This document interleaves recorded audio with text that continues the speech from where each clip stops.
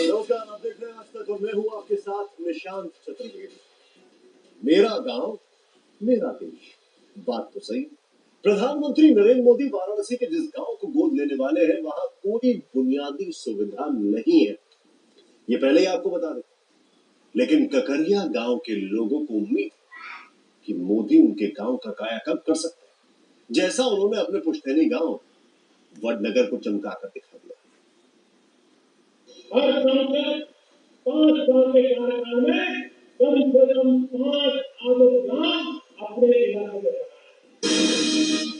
लाल किले की प्राचीर से प्रधानमंत्री नरेंद्र मोदी ने जिस आइडिया को उछाला था उसकी बाकायदा शुरुआत होने जा रही है। इसके तहत हर सांसद एक गांव को गोद लेगा, तब वो गांव शायद वैसे ही चमक जाए जैसे प्रधानमंत्री नरेंद्र मोदी की जन्मभूमि चमक रही है।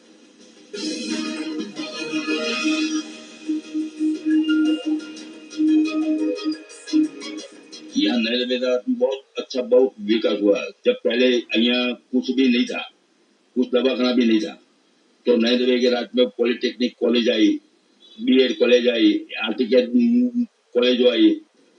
मोदी की जन्मभूमि वडनगर का विस्तार गांव से आगे बढ़ चुका है। यहाँ ज्योतिर्ग्राम योजना के तहत 24 घंटे बिजली रहती है।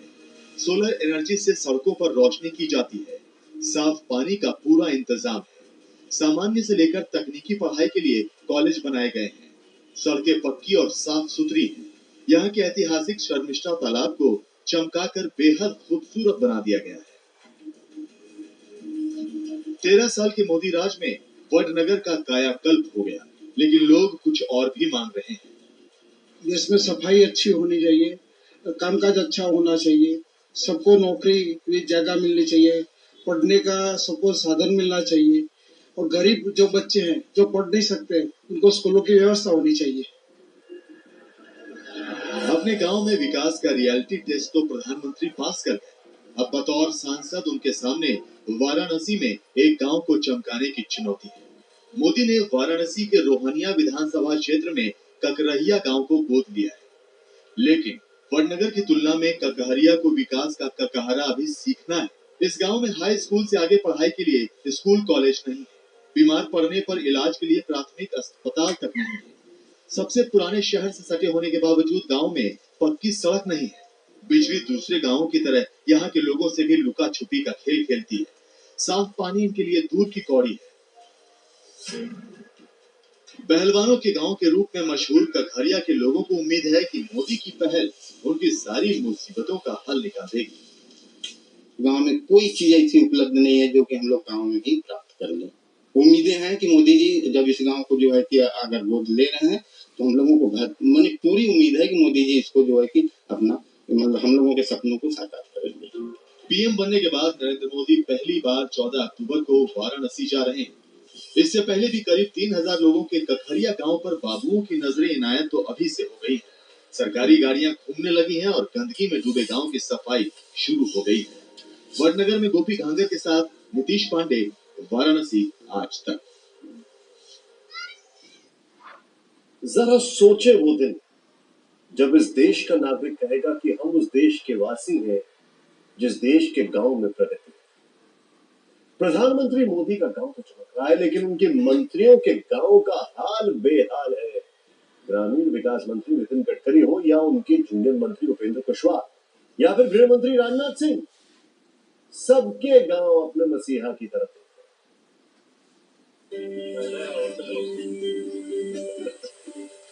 यह हाल देश के गृह मंत्री राजनाथ सिंह के गांव का है।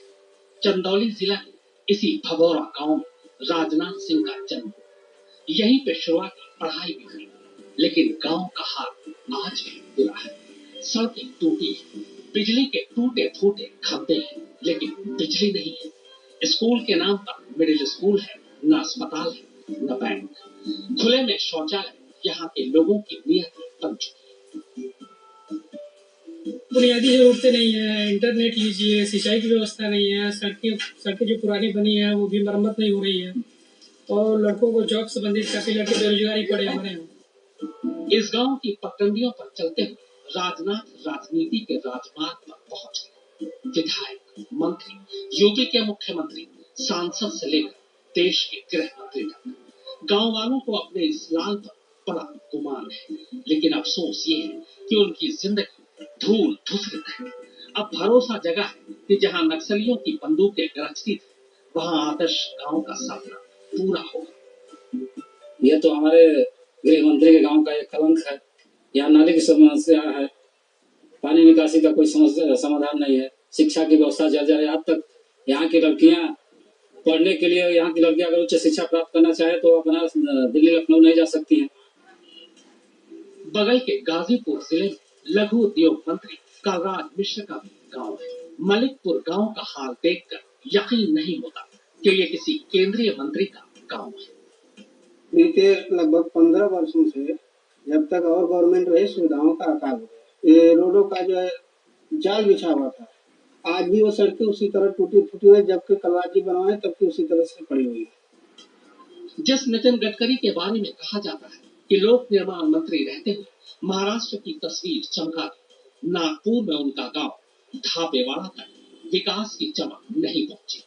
न पीने का पानी, न पढ़ाई का मुकम्मल इंतजाम। अगर कुछ है तो बस ये उम्मीद कि आदर्श ग्राम की योजना ग्रामीण विकास मंत्री के गांव को चमकाएगी जरूर। गांव स्वच्छ रहने के लिए नाली की व्यवस्था हो, पायाभूत जो ड्रेनेज का पानी ये गांव के बाहर निकल जाए, पानी पीने का पानी स्वच्छ, उसके लिए फिल्टर प्लांट हो। अब आप ग्रामीण विकास राज्य मंत्री उपेंद्र कुशवाहा के गांव का भी हाल देख लीजिए। वैशाली जिले के जवास गांव में सड़कें टूटी हैं, उम्मीदें फूटी हैं। आलम यह है कि मंत्री जी के घर के सामने बैठकर लोग ताश खेल रहे हैं। जिंदगी में काम नहीं मिलता जब भी ताश खेलते हैं। हम लोग को ग्राम में कोई काम नहीं है, हम लोग दूसरा में मजदूरी करके खाते हैं। तार तो है, लेकिन गड़बड़ी है, लाइट कम आता है। प्रधानमंत्री ने हाथ तो लगा दिए, सभी सांसद अपने अपने क्षेत्र में एक एक गांव गोद भी लेंगे, लेकिन कुछ बुनियादी सवाल भी हैं। बड़े बड़े नेता अपने गांव को भी साफ सुथरा और बेहतर क्यों नहीं बना पाते हैं? उनके गांव में स्कूल, अस्पताल और बैंक जैसी बुनियादी सुविधाएं क्यों नहीं होती? आखिर क्यों उन्हें भी सरकारी आदर्श गांव के रूप में अपनी किस्मत आजमाना पड़ता है? इन सवालों के जवाब में देश के लाखों गांव का भविष्य छुपा है। मुगलसराय में उदय गुप्ता, गाजीपुर में विनय सिंह और हाजीपुर में संदीप आनंद के साथ जुगल पुरोहित, नागपुर आज। जब चमकेगा गांव तो दमकेगा देश, इसीलिए तो गांव को चमकाने के लिए प्रधानमंत्री नरेंद्र मोदी ने खास योजना बना रखी है। इसके लिए अगर हर सांसद 5 साल में 3 गांव को चमका देंगे तो अगले चुनाव तक देश के करीब 2400 गांव की तस्वीर बदलेगी। रांची जिले का जाराकुटी गांव भी देश के तमाम गांवों की तरह बुनियादी सुविधाओं से महरूम है, लेकिन झारखंड की राजधानी से सटे इस गांव की तकदीर बदलने वाली है। इसे राज्यसभा सांसद परिमल नाथवाणी ने गोद लिया है। कभी इमरजेंसी पड़ जाता तो रांची के बिना कुछ होता ही नहीं। सब चीज का यहाँ कोई चीज का सुविधा नहीं। आजादी के बाद तक आते हम लोग को कोई सरकार का कोई ये नहीं मिला था, और मेरा गांव को आदर्श ग्राम घोषित किया है तो रोड बनेगा, हम लोग को पेयजल मिलेगा, पानी मिलेगा। आजादी के 7 दशक हो गए, लेकिन इस गांव में न सड़क है, न बिजली, न पानी, न अस्पताल है, तो बस बेहाली। पीने के लिए बस नदी और कुएं का आसरा है। महज 10 किलोमीटर की दूरी पर एक चापाकल, दूसरा ये चापाकल, ये भी खराब, और तीसरा ये चापाकल, ये भी खराब। यानी तीनों का तीनों चापाकल खराब है, और गांव वालों को पास के एक कुएं पर और पास में बह रही एक नदी के भरोसे ही जीवन बसर करना पड़ रहा है। झारखंड तो बहुत दूर है, गांवों की बदहाली तो दिल्ली में भी फैली है। नई दिल्ली से सांसद मीनाक्षी लेखी ने जिस पिलंजी गांव को गोद लिया है, वो देश की राजधानी के बीचों बीच होकर भी बदहाली में घिरा है। कोई नहीं है सर, अपना बोरवेल करवाए हो, उनसे पीने का पानी का काम चल रहा है। कोई भी हादसा हो सकता है, सारी तारे ओपन, कहीं से नंगी तारे हैं, कहीं क्या है, कभी भी कोई भी हादसा हो सकता है, कोई गौर ही नहीं है। इस गांव ने बदहाली के तमाम साल देखे, लेकिन अब कोई बदलाव की बात करता है तो भरोसा ना करने की तो इनके पास तमाम वजह हैं, लेकिन भरोसा कर रहे हैं क्योंकि सिर्फ एक वजह लगती है कि क्या पता इस बार किस्मत वाकई इनका साथ दे दे। जिन गांवों को चुन लिया गया उनके तो दिन फिर सकते हैं, लेकिन देश के 6,38,000 गांवों का भविष्य अभी भी किसी मसीहा का इंतजार कर रहा है। गांव में करीब 59% लोगों के पास शौचालय की सुविधा नहीं। 62% लोग खुले में स्नान करते हैं, जबकि करीब 25% लोगों के पास आज भी पक्का मकान नहीं है। 20% गांवों तक बिजली अभी भी पहुंच नहीं पाई। तभी तो गायक बाबुल सुप्रियो के संसदीय क्षेत्र आसनसोल के कई गांवों में यह आशा जगी है कि आदर्श व्यवस्था वहां भी बन जाएगी। इस बोल्डी गांव में बुनियादी सुविधा के नाम पर सन्नाटा फैला है। वही हाल होडला गांव का है। अगर शौचालय की सुविधा हो जाएगी तो उससे घर से बाहर लोग को जाना नहीं पड़ेगा। पानी लाने के लिए दूर दूर जाना पड़ता है, जिससे पानी की समस्या दूर हो जाएगी तो पानी लाने के लिए उन लोग को बाहर नहीं जाना पड़ेगा।